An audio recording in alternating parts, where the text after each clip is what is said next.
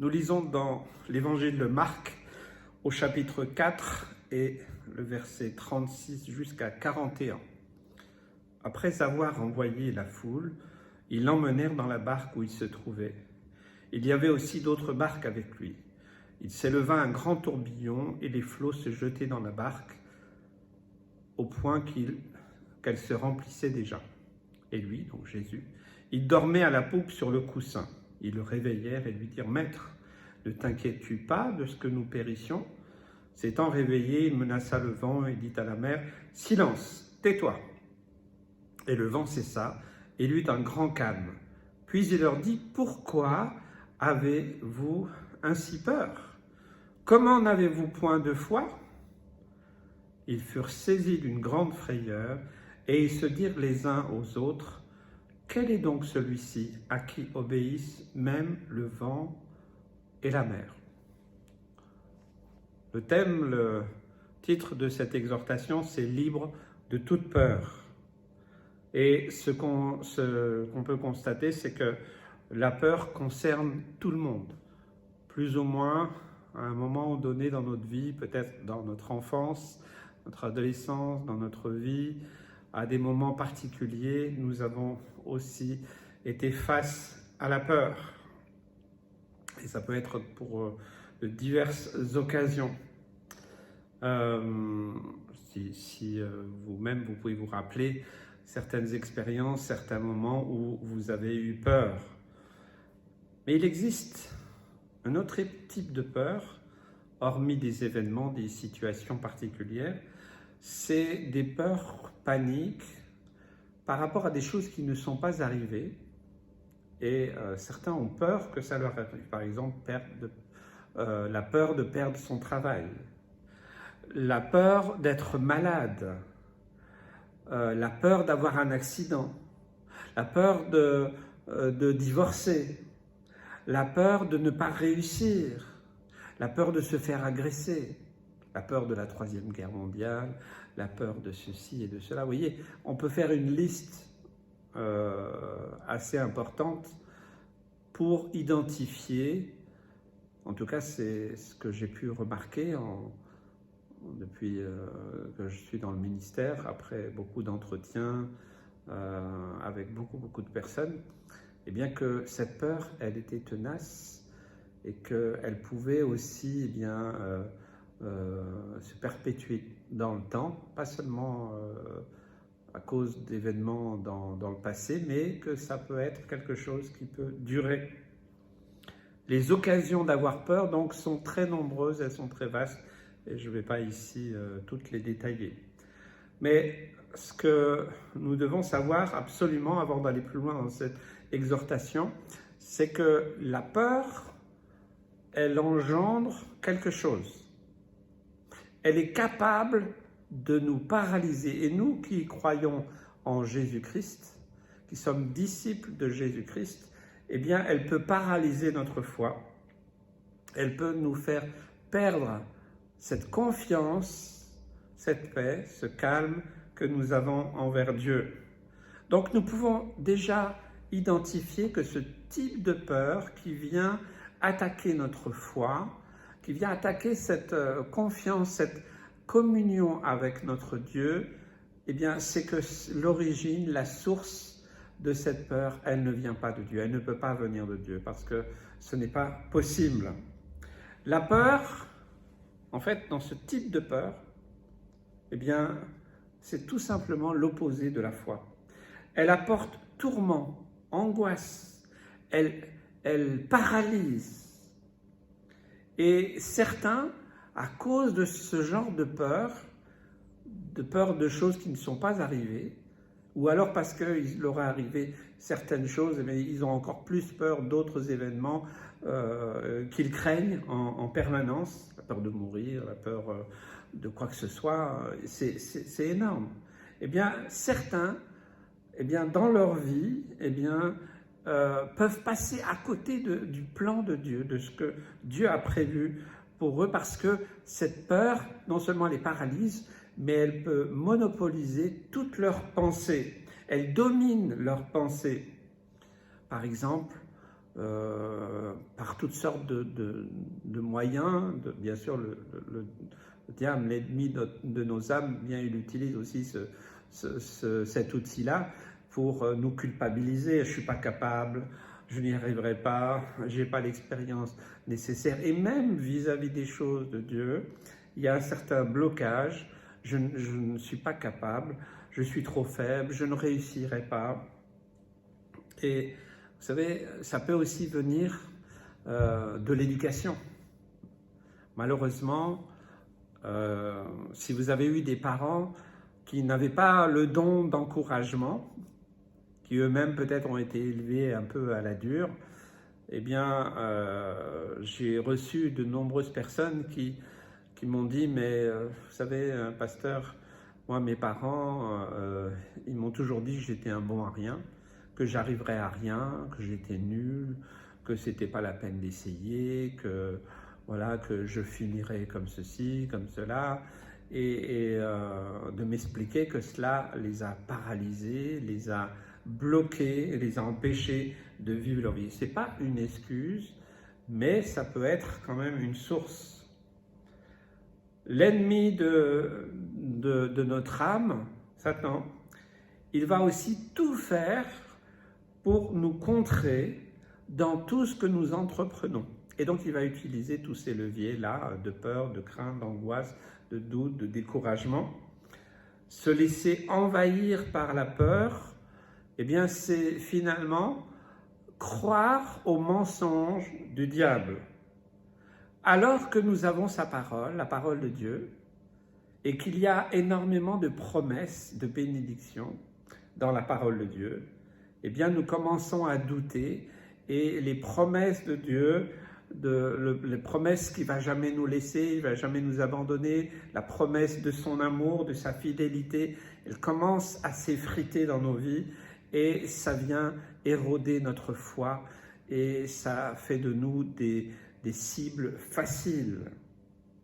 Eh bien, nous devons nous opposer fermement, d'une manière spirituelle, pas charnelle, à ce type de peur.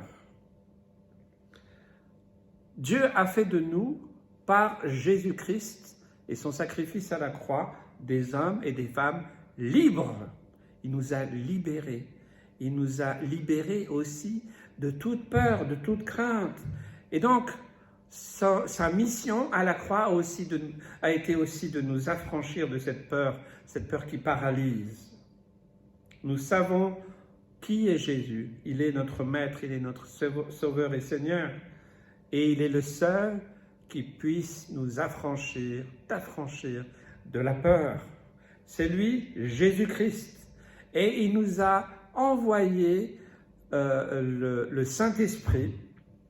Il nous a laissé sa parole pour nous défendre et nous opposer à tout ce qui vient contrer l'œuvre de Jésus à la croix, y compris pour ce qui est de la peur.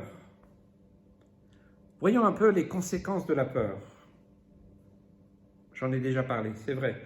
La peur, c'est l'ennemi de la foi qui provoque des angoisses, des tourments et toutes sortes de turbulences au fond de nous. La peur, c'est donc un ennemi redoutable que nous devons combattre vigoureusement pour vivre la vie que Dieu a prévue pour chacun de nous. Est-ce que le matin, vous levez et dites « Seigneur, je veux vivre la vie que tu as prévue pour moi. Seigneur, conduis-moi aujourd'hui par ton esprit, par ta parole. Éloigne de moi toute peur, toute crainte, toute angoisse. » C'est aussi une position à tenir. Cette peur nous torture. Elle torture notre cœur. Et elle a tendance à polariser tout notre être, ce qui fait que ça nous éloigne de Dieu. Et ça peut nous éloigner de la destinée que Dieu a prévue pour nous. La peur peut provoquer aussi des blocages et nous conduire à certaines impasses, parce qu'elle nous conduit sur le chemin du doute et nous entraîne, elle nous aspire dans le découragement.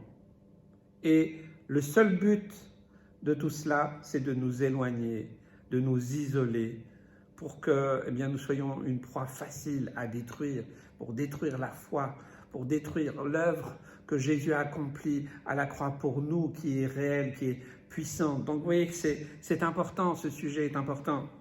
La peur, nous pouvons l'avoir aussi quand nous rencontrons les forces des ténèbres.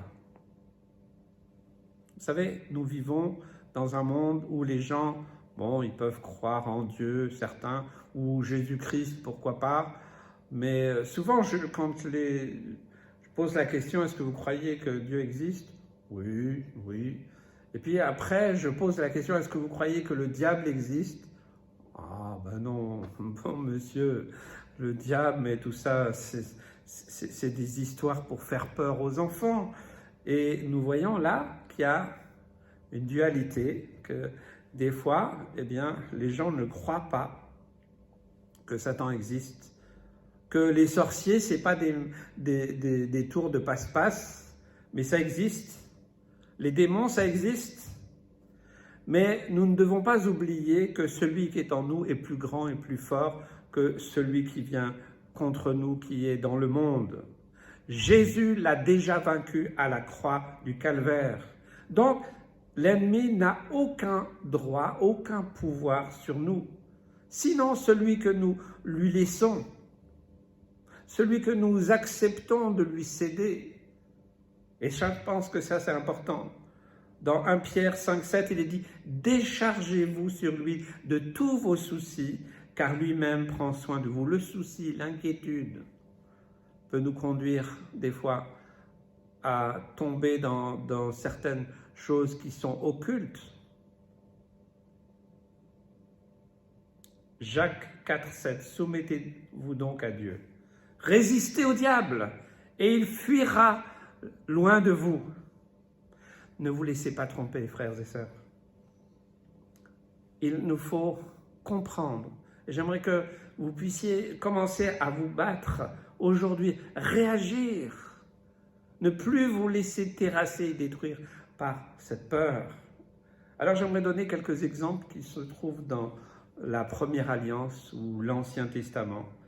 Alors, dans Josué, au chapitre 1, verset 9, c'est un cas qui est assez parlant. Moïse est mort, Josué est désigné pour conduire le peuple. On estime à près ou plus ou moins 1 500 000 personnes, mais qui ont beaucoup râlé. Ils ont voulu tuer Moïse quelquefois, et voilà, ils n'étaient jamais satisfaits. Donc, ce n'était pas vraiment évident comme mission pour Josué. Et il devait conduire le peuple. Moïse n'était plus là. Avant, il l'a suivi, il a imité, il a regardé, il a observé. Mais là, il est face lui-même au peuple et aussi eh bien, à la destinée du peuple d'Israël pour le conduire jusqu'à Canaan. Et les obstacles auxquels Josué a dû faire face étaient nombreux et redoutables. Traversée du Jourdain, et il a donc simplement par la foi, pas imité, mais quelque part, oui, de nouveau usé de cette foi puissante que Moïse avait exprimée pour séparer le Jourdain aussi en deux.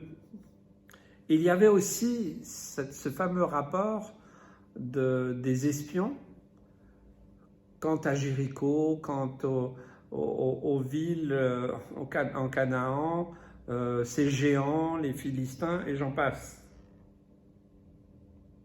Alors, Dieu, il nous aime comme il aimait Josué. Et il ne voulait pas qu'il commence à s'inquiéter, à avoir peur et échafauder toutes sortes de choses dans son esprit parce qu'il n'aurait pas été bien loin. Et donc, c'est pour ça que Dieu, ce Dieu d'amour, a voulu l'encourager, le fortifier. Il lui dit au verset 5, « Ne crains pas, ne t'épouvante pas. Nul ne tiendra devant toi tant que tu vivras. Je serai avec toi, comme j'ai été avec Moïse. Je ne te délaisserai point, je ne t'abandonnerai point. » Et au verset 6, j'aime ce texte. « Fortifie-toi et prends courage, car c'est toi qui mettras ce peuple en possession du pays que j'ai juré à leur père de leur donner. C'est vrai, il lui a fallu du courage. Hein? Il lui a dit, fortifie-toi. Il lui a pas dit, je vais te fortifier, vous voyez. Et c'est ce que le Seigneur te dit, fortifie-toi et prends courage. Tu ne vas pas aller à la pharmacie du coin pour t'acheter 1 kilo de courage. Mais c'est en marchant, c'est en avançant par la foi. Seigneur, je compte sur toi, je compte sur ta grâce. Fais-moi traverser cette épreuve, cette circonstance, cet événement. Je compte sur toi, je sais que tu ne vas pas m'abandonner. Voilà, se rappeler les paroles. Et Josué a dû aussi se rappeler tout ce que Dieu lui avait dit. Il lui a fallu beaucoup de courage. Le courage, c'est d'avoir eu l'audace et refuser de se laisser paralyser par la peur. À cause de la peur et de tout ce que peut-être les gens pressentaient par rapport au pays qui devait conquérir, ils auraient pu être paralysés par la peur. Le courage que vous pouvez avoir avec la grâce de Dieu, c'est d'affronter par la foi ce que vous craignez. Ce n'est pas de la provocation, c'est pas une espèce de système, certainement pas, mais comme Dieu a déjà dit, va avec la force que tu as. Seigneur, je n'ai pas grand-chose. Je me sens faible, je me sens petit. Vas-y, je suis avec toi. Ne crains pas. C'est pas ton affaire, c'est pas ton problème. Prendre courage, c'est décider de faire confiance à Dieu, qui seul peut nous aider à vaincre cette peur. Et puis, vous savez, quand on est paralysé par la peur, mais qu'au nom de Jésus, nous prenons position et que nous décidons d'avancer par la foi, eh bien, quand on se rappelle ensuite, finalement, c'est vrai, pourquoi j'ai eu peur? Pourquoi j'ai eu peur? C'est bête. Voilà, le Seigneur, il a tout conduit, il a ouvert les portes, il a conduit les choses de cette manière ou autre. Nous savons que le combat contre la peur qui nous verrouille, nous bloque, se livre presque toujours en priorité dans nos pensées. C'est là que ça arrive. Hein? On peut, par exemple, penser à un projet, une idée, quelque chose qu'on a à cœur. Et puis, d'un seul coup, on peut être pris par toutes sortes de questionnements, de peurs, et on voit finalement que les impossibilités, que la montagne de difficultés pour atteindre peut-être cet objectif. Alors que si Dieu vous a mis cela à cœur, c'est un projet merveilleux. Et c'est une œuvre préparée d'avance par le Seigneur. Alors, il nous dit juste, voilà, vas-y avance, là c'est moi qui ouvre les portes. N'essayez pas d'ouvrir des portes fermées, mais laissez le Seigneur vous conduire et c'est lui qui ouvre les portes. C'est lui qui ouvre les portes, amen. Un deuxième cas, après Josué, et c'est intéressant, c'est celui qui combat Goliath. Le petit David. Celui que même quand il est venu le sacrificateur, on n'y pensait même plus. Ah lui, t'en as pas encore un là? Oh, il est là-bas en train de garder les bêtes là. Voilà, celui qu'on oublie, hein? Celui qu'on laisse de côté. Peut-être c'est le vilain petit canard. Ah non, lui, ouais, hein? Hop.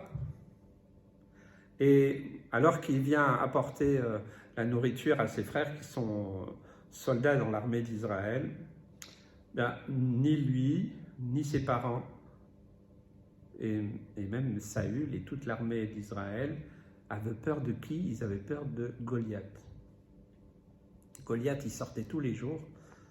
Est-ce qu'il y en a un qui est capable de venir se battre contre moi? S'il me bat, eh bien, alors on se rendra à vous. C'est une arme très subtile. Parce que, vous voyez, si Si l'armée d'Israël avait décidé, écoute, on va y aller à une centaine, allez peut-être 200, c'est pas grave, même s'il y en a 50 qui meurent, mais on va l'avoir. Et ils auraient pu l'avoir. Mais ils avaient peur, ils avaient la trouille, parce que tous les jours ils sortaient. Est-ce qu'il y en a un qui va venir me combattre? Évidemment, il n'y en a pas un qui voulait aller se battre contre un homme qui faisait près de 3 mètres de haut, hein, impressionnant, grande voix, et qui haranguait tout le monde. C'était simplement, on va dire, une façon, en s'exprimant de cette manière, eh bien c'était pour terroriser, pour paralyser. Vous voyez, c'est bien l'œuvre de la peur, de leur faire peur, pour qu'ils soient paralysés, qu'il n'y en ait pas un qui vienne. Mais David, lui, il connaissait le grand Dieu d'Israël. Et il ne le connaissait pas en théorie. Ce n'était pas un soldat. Mais alors qu'il gardait les animaux, il a dû défendre au prix de sa vie, eh bien, auprès des bêtes sauvages, ours, lions et j'en passe. Certainement tout n'est pas cité, mais il a vécu lui-même dans sa vie, dans sa communion avec Dieu, parce qu'il aimait profondément Dieu, l'Éternel, David. Il avait cette confiance. Et donc David, c'était comme une bête sauvage. Pas plus, pas moins. Et en plus, il insultait le Dieu d'Israël. Il insultait son Dieu. Donc là, il y a quelque chose en lui qui s'est passé. Là, il a pu prendre, fortifie-toi et prends courage. Il n'a pas été avec sa chair, il n'a pas été avec ses idées, ses pensées, je vais y arriver. Pas la pensée positive, non. Ce n'est pas la proclamation qui va y arriver, certainement pas. Mais il connaissait son Dieu depuis des années. Et donc, il est allé au nom de l'Éternel. Il a affronté ce géant. Et la seule et unique pierre qu'il a envoyée est arrivée sur le front. Ce grand gaillard-là, grand soldat dont toute l'armée d'Israël avait peur, il est tombé, il s'est effondré. David a couru, il a sorti l'épée de ce géant et lui a coupé la tête. Et tous les autres, ils se sont sauvés. Et l'armée d'Israël a pu remporter une grande victoire. Un autre cas, c'est Gédéon. Alors lui, c'était un timide, un peu heureux aussi. Il venait de la tribu la plus faible, la plus petite. C'était la tribu, il y avait la demi-tribu de Manassé. Donc lui, il venait de cette tribu de Manassé. Et lui-même, il disait de lui-même, je suis le plus petit, le plus faible de cette tribu. Et pourtant, c'est Dieu qui l'a choisi, lui. Il l'a choisi pour libérer Israël de l'esclavage de Madian. Dieu était avec lui. Et c'est parce qu'il a obéi strictement aux consignes de Dieu. Oui, c'est vrai. Il a posé une toison, hein.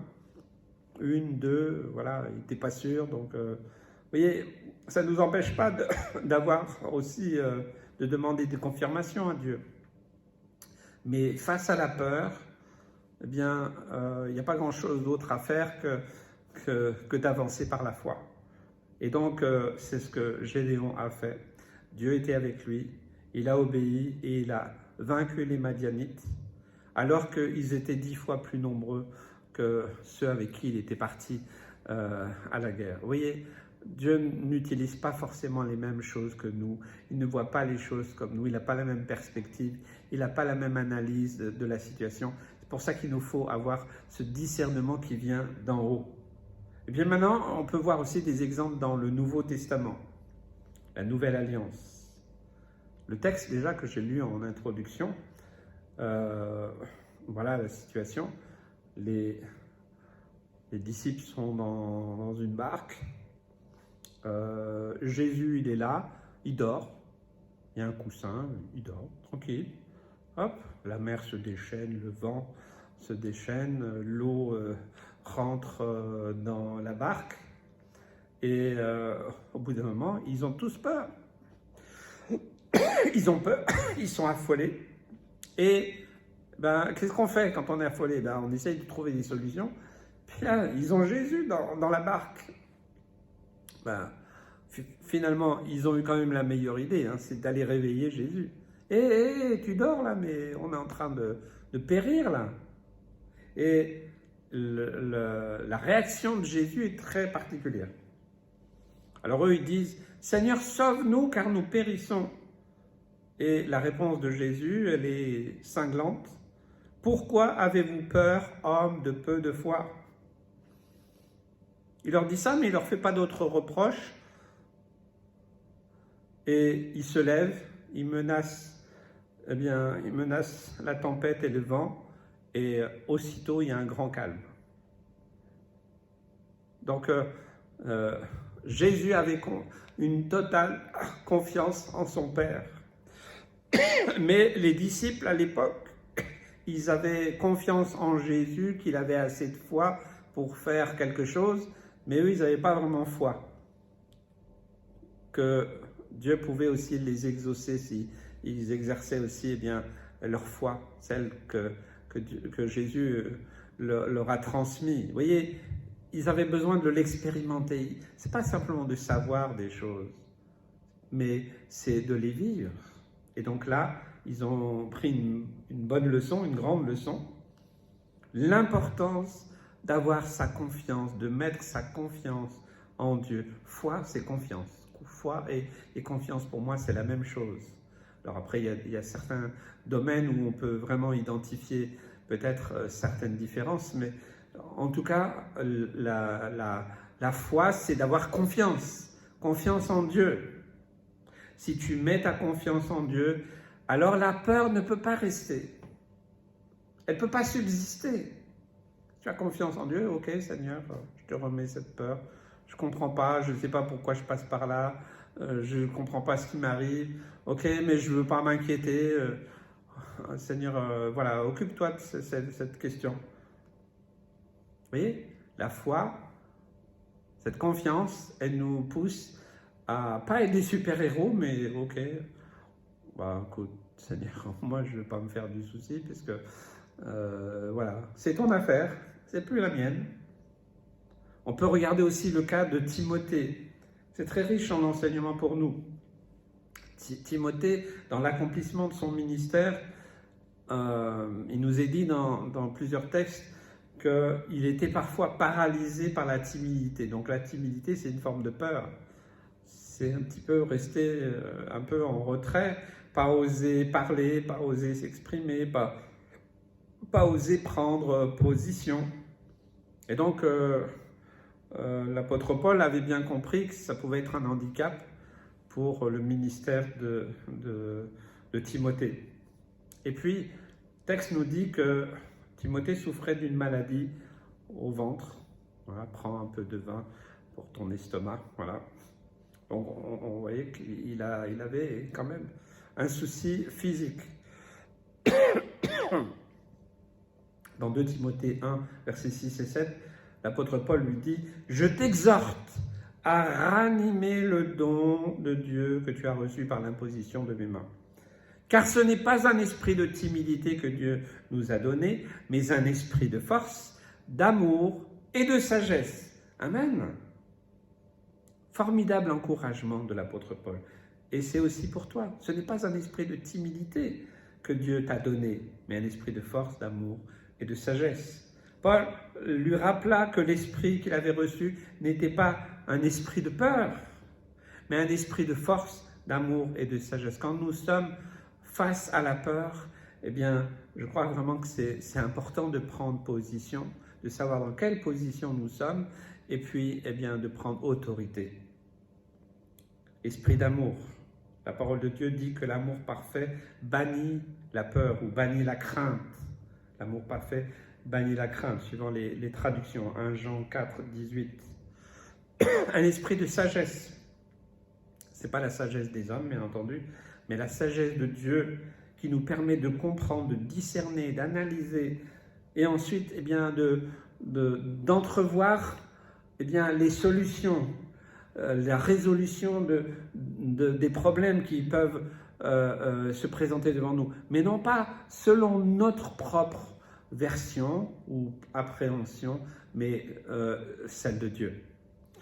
Et j'aimerais donner l'occasion à ceux qui regardent et qui se sont laissés enfermer par la peur et qui vous ont empêché de faire ou d'agir comme Dieu l'a souhaité, eh bien, j'aimerais vraiment que vous puissiez être délivrés aujourd'hui même.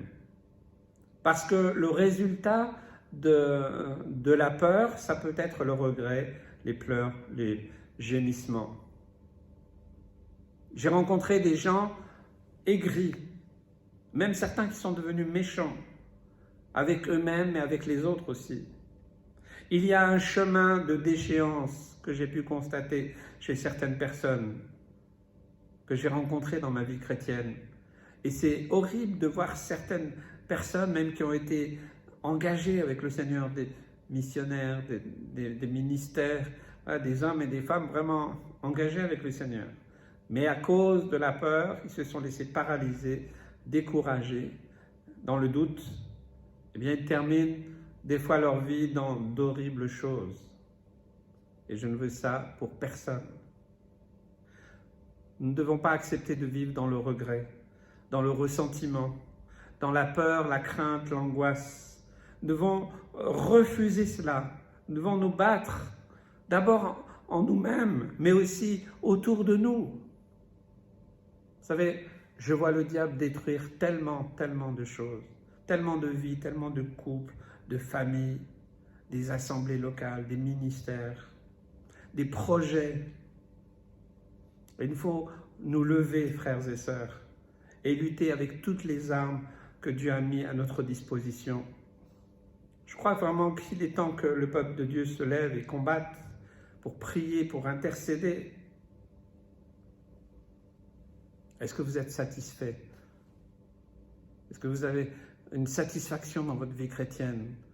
Je suis insatisfait parce que j'ai faim et soif de plus. Pas de plus pour moi, pas de choses, mais j'ai faim et soif que le royaume de Dieu s'étende. Peut-être que tu as perdu ton premier amour. Peut-être que tu t'es laissé arrêter. Peut-être que tu t'es laissé ralentir, paralyser. Mais décide aujourd'hui que c'est terminé.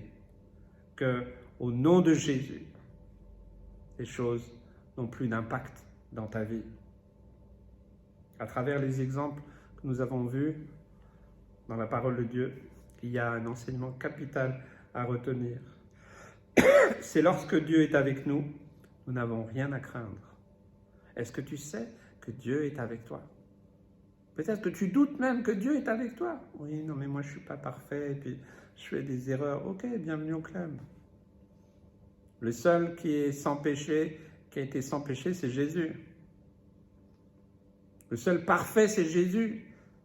Je dis souvent à la communauté, est-ce qu'il y a quelqu'un de parfait? J'aimerais le prendre en photo, on va l'afficher. Et voilà notre premier parfait. Non, il n'y en a pas. Il n'y en aura pas. Nous aurons à lutter. Non pas contre la chair et le sang, pas contre les autres, mais contre notre nature charnelle. Et donc c'est pour ça que sans la sanctification, personne ne verra le Seigneur. Donc c'est l'œuvre du Saint-Esprit en nous, de sa parole, de son esprit qui continue cette purification, cette sanctification. C'est important, on n'est pas arrivé, personne n'est arrivé. Romains 8, 37, mais dans toutes ces choses, nous sommes plus que vainqueurs par celui qui nous a aimés. Amen. Comment vaincre cette peur qui veut détruire nos vies, qui veut détruire ta vie? Alors c'est sûr, vous allez dire, pasteur, c'est normal, il y a la prière, il y a la lecture, la méditation de la parole de Dieu, le jeûne. Qu'est-ce qui va permettre de briser le pouvoir de cette peur au nom de Jésus? Eh bien, il y a certains principes de vie.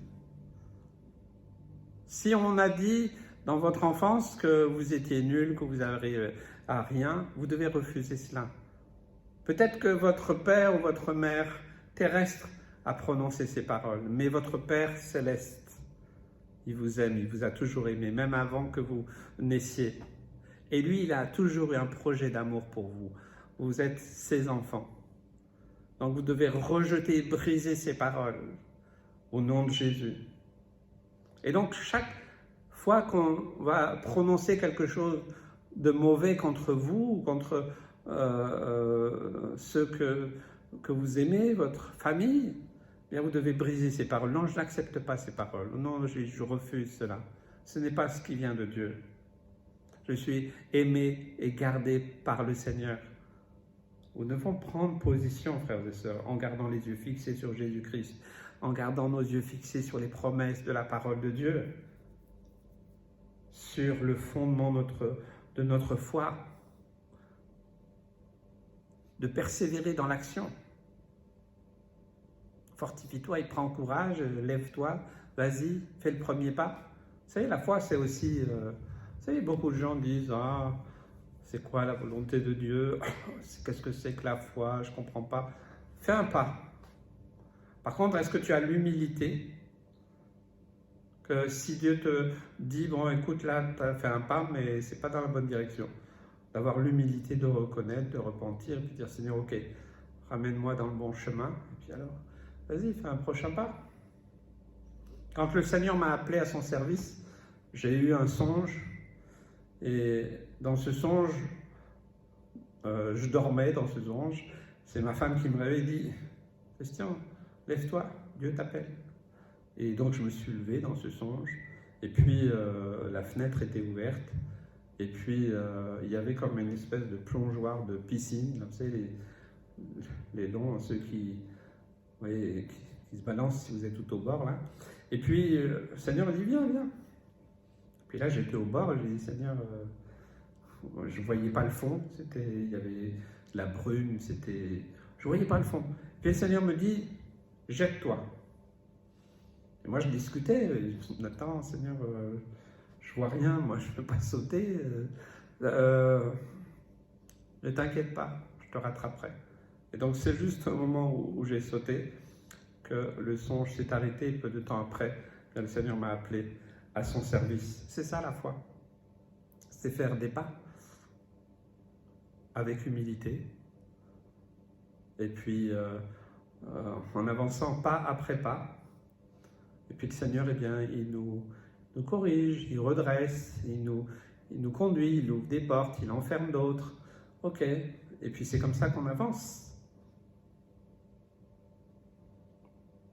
Il y a aussi des personnes que nous pouvons fréquenter qui sont toujours négatives, qui peuvent nous déstabiliser, qui ont toujours des choses négatives à donner. Le grand revivaliste Smith Wigglesworth, je crois que c'est lui, on raconte cette histoire vraie qui s'est passée. Un jour, il reçoit quelqu'un chez lui, et puis cette personne elle commence à critiquer, à juger, à condamner. Alors il dit à sa femme, Smith il dit à sa femme, ouvre la fenêtre, ça empeste ici. Il ne voulait pas se laisser envahir et polluer. On n'est pas obligé de se laisser polluer. Vous savez, quand vous avez des collègues ou autres, les blagues sous la ceinture, c'est souvent partout. Ben, on peut dire aussi à un moment, moi, mes oreilles, c'est pas une poubelle.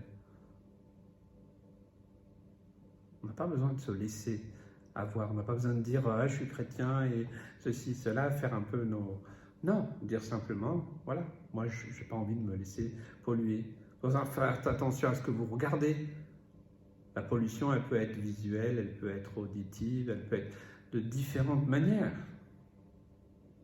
Et je pense que c'est vraiment important, très important. Prions pour avoir une intelligence renouvelée. Romains 12, 2 nous dit « Ne vous conformez pas au siècle présent, mais soyez transformés par le renouvellement de l'intelligence, afin que vous discerniez quelle est la volonté de Dieu, ce qui est bon, agréable et parfait. » Relisez, méditez ce verset. C'est seulement avec une intelligence renouvelée que nous pouvons comprendre, discerner la volonté de Dieu et ce qui lui est agréable. Tant de gens cherchent la volonté de Dieu, mais ils ne font jamais de pas. Ça ne sert strictement à rien de connaître la volonté de Dieu et de ne pas faire un pas. Et le pas, c'est comme l'appel de Dieu, c'est un pas dans le vide. Parce qu'il ne s'agit pas que nous dirigeons les choses, c'est lui qui dirige les choses. Et c'est lui qui m'a rattrapé, vous inquiétez pas. Hein? Même si ce songe est terminé, j'ai l'impression d'avoir sauté dans le vide, mais c'est lui qui m'a rattrapé. C'est lui qui a ouvert les portes, fermé d'autres, et conduit, et dirigé. Et bientôt, voilà, 20 ans qu'il m'a appelé à son service, et plus de 50 ans que je le connais.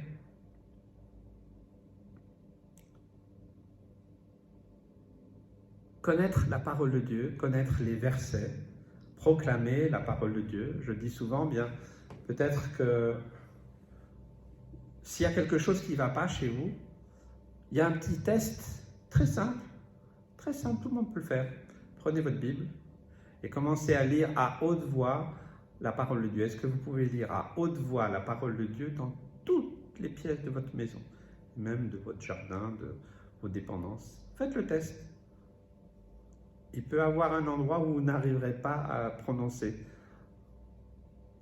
Eh bien, il y a quelque chose, il y a peut-être un interdit, il y a peut-être quelque chose là qui empêche, parce que Dieu est un Dieu jaloux, il ne va pas se partager, par exemple, avec un Bouddha ou avec des masques occultes, et j'en passe. Nous voulons avancer. Nous voulons que notre maison soit une maison de prière, une maison où le Saint-Esprit est libre d'agir, une maison où il y a la paix de Dieu. Voilà, mettons en pratique la parole de Dieu. Dans la parole de Dieu, il y a tellement de promesses. Par exemple, par rapport à ceux qui ont peur d'attraper une maladie. Aujourd'hui, ces dernières années, avec le Covid, avec voilà, toutes sortes de peurs, les gens ils sont terrorisés. Exode 15, 26. Je suis Yahvé Rapha, l'Éternel qui te guérit. Au nom de Jésus, sois guéri. Amen. Ou Ésaïe 53, verset 5. Et c'est par ces meurtrissures que nous sommes guéris. Sois guéri au nom de Jésus. Et il y a aussi ceux qui ont peur de tout. Ils ont peur de manquer. On parle de famine, de crash économique et j'en passe. Matthieu 6, 25 et 26. Jésus parle, il te parle. C'est pourquoi je vous dis, ne vous inquiétez pas pour votre vie, de ce que vous mangerez, ni pour votre corps, de quoi vous serez vêtus. Regardez les oiseaux du ciel, ils ne sèment ni ne moissonnent et ils n'amassent rien dans des greniers. Et votre Père céleste les nourrit, ne valez-vous pas beaucoup plus qu'eux? Et Philippiens 4, 6 et 7, ne vous inquiétez de rien. Mais en toute chose, faites connaître vos besoins à Dieu par des prières et des supplications, avec des actions de grâce. Et la paix de Dieu, qui surpasse toute intelligence, gardera vos cœurs et vos pensées en Jésus-Christ. Dominez la peur. Certains, peut-être vous avez été rejetés. Peut-être qu'on vous avait été abandonné. Et donc, c'est un sentiment de peur très particulier, l'abandon ou le rejet. Jérémie 31, 3. De loin, l'Éternel se montre à moi. Je t'aime d'un amour éternel, c'est pourquoi je te conserve ma bonté. Hébreux 13, 5. Je ne te délaisserai point et je ne t'abandonnerai point. Dieu n'est pas un homme pour mentir. Il ne va jamais t'abandonner. Il ne va jamais te rejeter. Crois-le, avance et chasse ses peurs. Tu peux te réjouir car aujourd'hui, c'est le jour de ta victoire. Amen. La victoire sur toutes tes peurs, tes craintes, tes angoisses, tes mauvaises nuits. Parce que vous savez, tout cela, ça suit un processus. Ça peut conduire à des idées noires, à des idées même de mort et de suicide. Et un esprit de mort peut venir s'infiltrer au nom de Jésus. Sois délivré de tout esprit de mort. La victoire, c'est dans tous les domaines de notre vie, le plan de Dieu et que chacun de nous, que toi tu grandisses, pas seulement spirituellement, mais aussi émotionnellement, parce que Dieu nous aime aussi dans toutes nos trois dimensions, esprit, âme et corps. Que ta famille, tes enfants, et nous sommes les enfants du Père, nous soyons épanouis dans notre vie. Ne vous laissez plus dominer par la peur, parce qu'elle ne vient pas de Dieu. Laissons-nous conduire par le Saint-Esprit. Peut-être que là où tu es, lève-toi à ta place. Lève-toi à ta place, oui. Est-ce que tu veux prendre la victoire aujourd'hui? Est-ce que tu veux proclamer la parole de Dieu sur ta vie? Toi qui as des peurs, des craintes, des angoisses, qui as vécu le rejet, qui as vécu toutes sortes de choses, qui t'inquiète pour un rien ou pour tout. Cette peur qui te tenaille, qui te bloque, qui t'empêche de vivre, qui t'empêche de respirer normalement. Une peur qui t'a barré la route à tant et tant de projets, au plan, à la vision que Dieu a prévue pour ta vie. Chasse cette peur. Au nom de Jésus, je refuse ces peurs. Elles ont été vaincues à la croix. Amen. Prenez cette victoire spirituellement et vous le verrez s'accomplir. Vous savez ce qui est remporté en victoire dans le ciel, ça vient dans le niveau physique aussi, dans le monde visible. Chassez la peur de vos pensées. Laissez la gloire de Dieu se manifester. Seigneur, oui, j'ai confiance en toi. Augmente ma foi, comme cela a été dit dans sa parole. Et prenez position. Seigneur, je chasse de ma vie, de mon esprit, de mon âme, mon corps, mes paroles, mes pensées, mes actions, mes sentiments, mes mobiles, mes motivations, mon attitude, mon caractère, mon comportement. Et de tous les endroits où la peur s'est cachée, je la chasse dans le nom de Jésus. Soyez vrais, soyez honnêtes. Laissez le Seigneur vous changer, vous transformer. Que Dieu vous bénisse.